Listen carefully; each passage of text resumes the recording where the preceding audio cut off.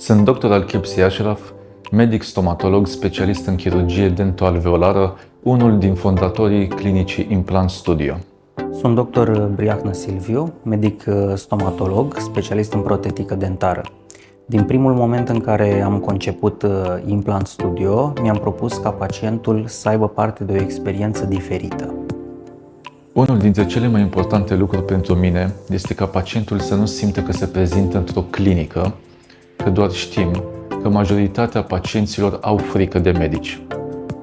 De la intrarea în clinică, vei avea parte de o atmosferă călduroasă și relaxantă și te vei simți binevenit de către întreaga echipă medicală. Prioritatea noastră este starea de bine a pacientului, care trebuie să se simtă confortabil atât fizic cât și psihic.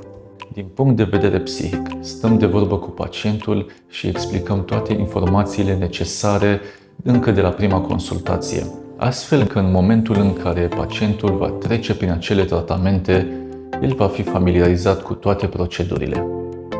Starea de confort fizic a pacientului este importantă pentru mine, mă pun în locul lui și îl tratez cum mi-aș dori și eu să fiu tratat. Sau, pe scurt, empatia este un cuvânt care poate să descrie acest act.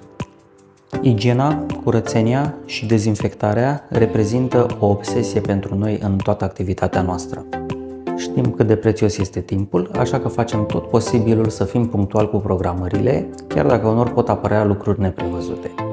Empatia, răbdarea și atenția, pot spune că aceste trei cuvinte ne descriu cel mai bine.